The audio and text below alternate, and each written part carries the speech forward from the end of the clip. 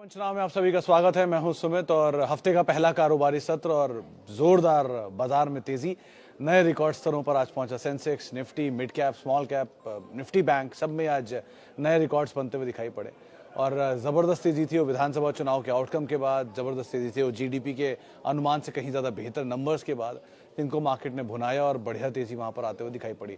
तो एक तेजी का ट्रेंड रहा, क्रॉस द बोर्ड बाइंग थी। लास्ट आवर में निफ्टी बैंक ने सपोर्ट किया, स्पेशली एचडीएफसी बैंक ने आज 1610 के जोन में पहुंचा। वो अंतराल के बाद, सितंबर के बाद अब जाके कहीं वो इन लेवल्स पे आया। वापस 12 लाख करोड़ के आसपास की मार्केट कैप और स्ट्रॉन्ग मूव वहां पर देखने को मिला। इसके अलावा आज बैंक्स की तेजी तो थी ही, सेलेक्टिव बाइंग थी आईटी में। फार्मा को छोड़ दी, वहाँ थोड़ी सी बिकवाली थी क्योंकि आज डिफेंसिव को मार्केट्स ने बैकफुट पर रखा था और एग्रेसिव सेक्टर्स के अंदर ज़्यादा कामकाज हो रहा था। बैंक्स, रियल्टी, ऑटो, जहाँ पे आयशर मोटर जैसे शेयर तेजी में थे, कैपिटल गुड्स जहाँ पे खरीदारी देखने को मिली। तो ऐसे जो हैवी वेट एग्रेसिव सेक्टर्स हैं वहाँ पर ज़्यादा तेज अपमूव आता हुआ दिखाई पड़ा।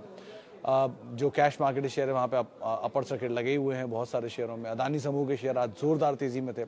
तमाम Adani trans, Adani Wilmar, Adani port, सब में ही एक अच्छी खरीदारी थी। अदानी पोर्ट में फिर भी थोड़ी कम बाइंग थी, लेकिन बाकी शेयरों में तो अच्छी खासी बाइंग थी। इनफैक्ट निफ्टी के टॉप कंट्रीब्यूटर में आप देखेंगे तो Eicher motor, Adani port, Adani enterprises, even HDFC bank, ये सब आज निफ्टी के टॉप कंट्रीब्यूटर में शुमार होते हुए दिखाई पड़े। और मेजरली बाइंग जो थी वो बैंकिंग की तरफ से आते हुए दिखाई पड़ी। न्यूज़ फ्लो स्ट्रॉन्ग है अभी भी। नंबर्स आए थे आज के, बहुत रिएक्शन नहीं आया, 1-1.5% नीचे रहा वो। लेकिन अदरवाइज बाजार में जो ज़्यादा स्ट्रॉन्ग बाइंग थी वो आज तो ट्रिगर बेस्ड बाइंग देखने को मिल रही थी। और जानकार मान रहे कि तेज़ी अभी भी कंटिन्यू करेगी, निफ्टी में अपमूव और कंटिन्यू रह सकता है।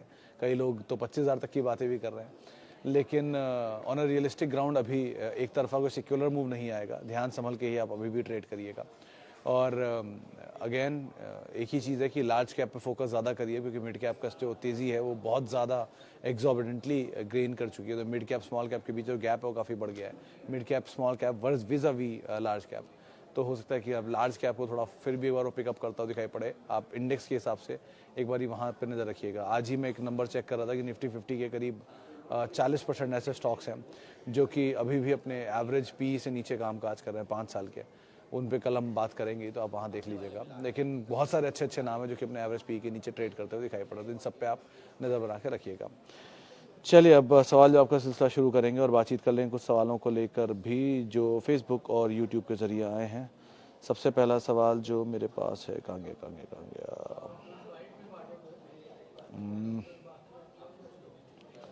ओके, तो पहले कुछ सवालों में मेरे पास जो सवाल आ रहा है उसमें वर्लपूल पर view Sumit ji, should we buy at current price? Saurabh ji अभी नहीं, क्योंकि वर्लपूल एक इसमें इसका जो प्रमोटर होल्डिंग है वर्लपूल जो यूएस वाली है वो अपनी इंडिया नाम के अंदर करीब 28% या 30% हिस्सा बेचने वाली है। 75% के आसपास वो हिस्सेदारी लेकर आएगी। तो हिस्सेदारी मतलब 75 है, उसे घटा के 53, 51 के आसपास लेकर आएगी, 58 के आसपास लेके आएगी। तो 23% शायद स्टेक बेचने की बातचीत है। तो अगर वो 23% स्टेक बिकता है तो किसी ब्लॉक में बिकेगा या किसी डील में बिकेगा। तो किस प्राइस पे बिकेगा वो एक ओवरहैंग रहेगा अब इसके ऊपर।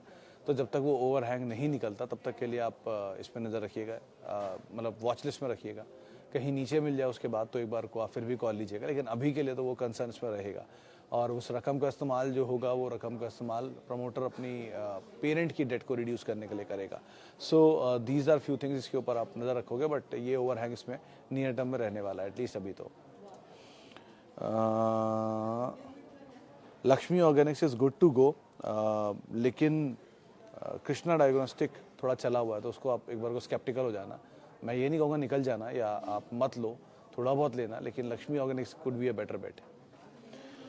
Siddharth is sir, Divi's lab free float is among lowest in Nifty, should we add avoid और स्मॉल बेट्स? देखो दो तरह की चीज़ें हैं इसमें सिद्धार्थ जी। पहली चीज़ ये बात सही है, हाँ फ्री फ्लोट छोटा है। दूसरी चीज़ फार्मा अभी नहीं चलता। यूजुअली फार्मा तब चलता है जब बाजार वापस थोड़ा रेस्टिंग मोड पे आएगा, तब फार्मा पिकअप करना चाहिए। अभी तो एग्रेशन में आ गया वापस मार्केट। सो अभी तो नहीं होगा मोमेंटम, लेकिन हाँ अगर आप लॉन्ग टर्म इन्वेस्टर हो तो ऐसे मौके मिलते हैं आपको खरीदने के लिए जब बाजार बिल्कुल ना चल रहा हो। जैसे एचडीएफसी बैंक था, नहीं चल रहा था 1440 पे, नहीं चल रहा, आज सडनली चला और 1600 पार हो गया। सो लाइकवाइज आपको मौका दे रहा है, धीरे धीरे आप एक्यूमुलेट कर सकते हो। इसमें डाउन साइड लिमिटेड है, इसकी पी एवरेज पी से 5 साल की एवरेज पी से ज़्यादा है। महंगा है मतलब ये, लेकिन वहाँ पर क्योंकि महंगा इसलिए कि इसकी ईपीएस बहुत तेज़ी से कॉन्ट्रैक्ट कर गई है, अर्निंग खराब हुई थी 2 क्वार्टर की इसकी वजह से। तो इसीलिए मुझे ऐसा लगता है कि हाँ ये फिर भी आप सस्ते पीई में इसको डाल के रख सकते हो। तो आप अगर चाहो तो यहाँ पर पोजीशंस अपनी थोड़ी थोड़ी ऐड कर सकते हो। It's among a good quality company, दुनिया की लार्जेस्ट एपीआईज में इसका नाम शुमार है और बहुत समय चला भी नहीं है, तो आप इसको ऐड करना चाहो कर सकते हो।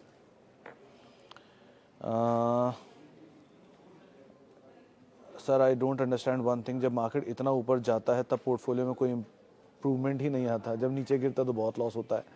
तो उपाध्याय जी, क्योंकि आपके पोर्टफोलियो में वो स्टॉक होंगे जो ज़्यादा चले नहीं हैं इधर, तभी वो जब चलते नहीं चले हुए शेयर जब टूटते हैं तो और लॉस दिखता है, और नहीं चले हुए शेयर जब थोड़ा सा भी चलते हैं तो भी आपके खास इंप्रूवमेंट नहीं आता है। तो इसमें कोई निराश होने वाली चीज़ नहीं है, क्योंकि हर स्टॉक का अपना अपना एक समय आता है। तो अगर मान लीजिए आज आइशर मोटर चल रहा है, हीरो मोटो को अब नहीं आज चल रहा है, कुछ दिन पहले हीरो मोटो को अब नहीं चल रहा था, तो किसी फाइन डे एचडीएफसी बैंक का दिन आता है, किसी फाइन डे टीसीएस का दिन आता है, किसी फाइन डे रिलायंस का दिन आता है, किसी फाइन डे सीमेंट में अल्ट्राटेक सीमेंट देखिए 9,000 आ गई, अल्ट्राटेक सीमेंट यहाँ थोड़ी पहले 6,000 रुपये पड़ा हुआ था। सो आपके स्टॉक में कोई एक चल रहा है, दूसरा नहीं चल रहा है, तीसरा चल रहा है, चौथा नहीं चल रहा है, टाइप सिचुएशन बनेगी। सो पोर्टफोलियो को इन ऑल देखने की बजाय जो क्वालिटी कंपनी आपको नीचे मिल रही है आपके दाम के, उनको आप फर्दर एवरेज कर सकते हैं, क्योंकि equity culture will remain obviously. लेकिन अगर जो कचरा कंपनी आपको तेज़ी में मिल रही हैं, जैसे ये जो आज की तेज़ी थी, आज जैसी तेज़ियाँ जो होती हैं उनका इस्तेमाल कचरा कंपनी खाली करने के लिए होता है, तो उस तरह की जो स्टॉक्स हैं आपके पास जिनकी क्वालिटी कुछ खास नहीं है, उनको आप निकालने की कोशिश करिए, और जो क्वालिटी आपके पास है और नीचे मिल रही है उनको आप फर्दर ऐड करने की कोशिश करिए। इस तरह से चीज़ों को बिल्ड करिए, वो आपके लिए ज़्यादा कारगर रहेगी रणनीति इस सिचुएशन में। पावर ग्रिड इन्वेस्टमेंट ट्रस्ट कैसा है, रनिंग एट 52? ये इंडी ग्रिड है अगर शाह साहब, तो ये मेरे ख्याल से इसको डिविडेंड के लिए ही आप पिकअप करो, वो ज़्यादा बेटर है। और अदरवाइज पावर ग्रिड अगर आपके पास है तो आप होल्ड कर सकते हो, वहाँ तो भी तेज़ी रहेगी और वैसे भी वो सस्ता स्टॉक है पीई के हिसाब से भी। सो वो एक बार को फिर भी बेटर बेट है, लेकिन इंडी ग्रिड लिया है तो वो तो डिविडेंड यील्ड के हिसाब से ही आप चलना उस पर। ईजी ट्रिप अवॉइड, स्वप्निल जी अवॉइड, कि और स्टॉक में आप जाना चाहें चले जाइए, इसके बारे में बहुत कुछ अच्छा नहीं सुना है मैंने, सो इसलिए आप इसको अवॉइड करिए, ज़्यादा बेटर है। मोमेंटम मिल जाए बात अलग है, तेज़ी मिल रही है तो बात अलग है, छोटे टाइम के लिए आप एंटर कर गए हो, पैसा बन गया निकल रहे हो तो बात अलग है, लेकिन लॉन्ग टर्म इन्वेस्टमेंट के लिए अगर इसको सोच रहे हो तो अवॉइड कर सकते हैं। गणेश बेंजोप्लास्ट एंड लक्ष्मी ऑर्गेनिक में, सर गणेश बेंजोप्लास्ट इज़ बेटर, दो वो साल के ऊपरी स्तरों पर कामकाज कर रहा है, बट इसमें नई कैपेसिटीज़ ऐड की हैं इन्होंने अभी, और अच्छे अपटिक भी हैं, कुछ एचएनआई की खरीदारी खबरें भी हैं बीच में, तो शायद इसमें तेज़ी और अपमूव रहे। बट अगेन ये दोनों के दोनों mid cap small cap category में आते हैं, सो स्मॉल कैप ऑलरेडी बहुत चला है, तो इस चीज़ को आप ज़रा कोई भी पोजीशन लेने से पहले एक बार अपने स्टॉप लॉसेस को स्ट्रिक्टली फॉलो करना दोनों के अंदर। और मतलब टूटा हुआ तो ज़्यादा गणेश से लक्ष्मी है, गणेश ज़्यादा चला है दोनों में, लेकिन सिचुएशन वाइज अभी भी नई कैपेसिटीज़ को देखकर क्लैरिटी गणेश के मामले में ज़्यादा है, तो आप अकॉर्डिंगली कॉल लेना, बट स्टॉप लॉसेस को स्ट्रिक्टली फॉलो करना अपनी दोनों पोजीशंस के अंदर। आप कुछ सवाल जो यूट्यूब के ज़रिए भी आ रहे हैं वो भी ले लेता हूँ। Okay, tomorrow gap up gap down, unable to से अभी कुछ भी, लेकिन हाँ आज तेज़ी है और तेज़ी शायद प्रिवेल करेगी, नया हाई बनने के बाद अभी कुछ दिन तक रहता है वो मोमेंटम, तो मोमेंटम कंटिन्यू करना चाहिए कल भी, तो शायद निफ्टी बैंक अभी सपोर्ट करे मार्केट्स को, अगर आईटी और फ्रंट फुट पे आ गया तो बात अलग है, let's see. Is this a buy market, if not when it will be? तो sir buy market as in market कभी बाय और सेल मार्केट नहीं होता, यूजुअल जो ट्रेडिशन होता है वो यही होता है कि कभी बाजार में जब भारी बिकवाली हो तो आपको खरीदना है, लेकिन अब तेज़ी हो तो बेचना है, लेकिन अभी वो नहीं हो रहा सिचुएशन, अब कहाँ तक खरीदना है कहाँ तक बेचना है, तो इसी से बचने के लिए हमेशा कहा जाता है कि एसआईपी करिए, एसआईपी शेयरों की करिए, एसआईपी म्यूचुअल फंड की करिए, ताकि कभी भी कोई गिरावट मिले तो आपको एसआईपी का फ़ायदा मिलता रहे। मल्टीपल ईयर्स से एसआईपी चल रही हैं जिनकी उनको पता होगा कि ये कितना रिलेवेंस होता है, किसी तरह के फॉल मिले, तेज़ी मिले, फिर फॉल मिले, रेंज बाउंड मिले, कैसा भी ट्रेड मिले आपको एसआईपी हमेशा बेनिफिट देता है। इसीलिए एसआईपी करने के लिए हमेशा बोलता है किसी अच्छी क्वालिटी के स्टॉक को एसआईपी के तौर पर थोड़ा थोड़ा लेते रहिए, हर फॉल में, हर हल्की तेज़ी में, हर बहुत तेज़ी में, हर रेंज बाउंड मूवमेंट में, जैसा भी हो, तो उससे एक विद टाइम आपके पास एक सब्सटेंशियल क्वांटिटी आ जाएगी, फिर आप उसे छोड़ के दूसरे स्टॉक में जा सकते हैं। सो कुछ दिन पहले तक TCS था, वो SIP बेस्ड स्टॉक, अब HDFC बैंक था कुछ दिन पहले तक SIP बेस्ड स्टॉक, ऐसे stock, even DB slab is a good bet अगर आप जाना चाह रहे हो। इवन एशियन पेंट अपने 5 साल के एवरेज पी के नीचे काम काज कर रहा है और सब्सटेंशियली नीचे काम काज कर रहा है। सो इस तरह की स्टॉक्स को आप अभी भी चुन सकते हो जहाँ पर अच्छी वैल्यू है, उन वैल्यू को डिटरमाइन करो और उसके अकॉर्डिंग आप पोजीशंस ले सकते हो यहाँ पे। Which auto ancillary is best for short term medium term? CG power, Shanti gear, Sona BLW। CG power is not auto ancillary, पहली चीज़। ये EV में थोड़ा बहुत काम करते हैं, लेकिन मेजरली कैपिटल गुड्स इंजीनियरिंग के बिजनेस के अंदर है, और it is a quality company for long term, अगर आप लॉन्ग टर्म देख रहे हो तो। शांति गियर भी इसी ग्रुप की कंपनी है, लेकिन थोड़ा चलता कम है, बट अगेन हाँ, एक्यूमुलेट करने लायक वो भी क्वालिटी स्टॉक है। सोना BLW इन तीनों में सबसे इन्फीरियर क्वालिटी है, मतलब वो भी ख़राब नहीं है, बट रिलेटिवली इनके सामने थोड़ा सा इन्फीरियर है। बट EV स्पेस में सबसे बड़ा प्लेयर वही है। सो EV स्टोरी को आप प्ले करना चाह रहे हो तो आप उसमें जा सकते हो, but among all large cap long term के लिए CG पावर, मिड टर्म के लिए फिर भी एक बार को शांति के, नियर टर्म के लिए एक बार को सोना BLW लग सकता है कि चल सकता है। तो तीनों ऑर्डर आपने खुद ही बना के दे रखे हैं। Okay sir, I am new to stocks after mutual fund, I follow you regularly, please tell me long term के लिए स्टॉप लॉस लगाएं?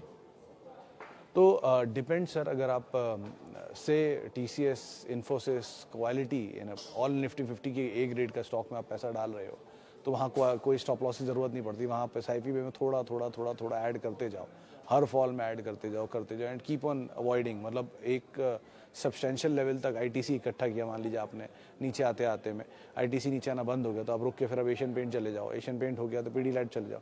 ऐसे करके विद टाइम आप एक्यूमुलेट करते रहो, धीरे धीरे जब आपके पास एक सब्सटेंशियल क्वांटिटी इकट्ठी हो जाए, फिर आप उनके नेक्स्ट सेकंड बेस्ट जो क्वालिटी है उनमें जाना शुरू करो या मिड कैप में जाना शुरू करो, क्योंकि आप नए हो मार्केट में, आपके लिए ज़्यादा बेटर रणनीति रहेगी। जो पुराने हैं उनके लिए ये पॉसिबल नहीं है, वो ऑलरेडी बहुत टाइम से मार्केट ट्रैक कर रहे हैं। सो एक पहले बेस के लिए अच्छे क्वालिटी का स्टॉक इकट्ठा कर लो, जब आपके पास सब्सटेंशियल क्वांटिटी में अच्छी क्वालिटी हो जाए, फिर आप मिड कैप स्मॉल कैप में आगे बढ़ के चौके छक्के मारते रहो। लेकिन अभी के लिए तो सिंगल्स डबल्स में रहो, वो ज़्यादा बेटर है। एक बार को एक कैपिटल एक्यूमुलेट हो जाए, पोजीशन समझ में आ जाए, बाजार समझने लग जाओ आप, उसके बाद एक बार को आप विस्तार करो, ज़्यादा बेटर रहेगा आपके लिए।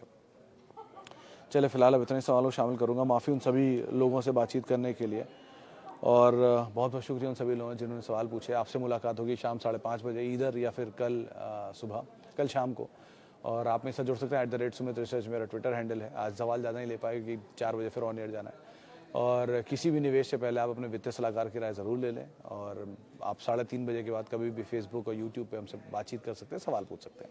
नमस्कार।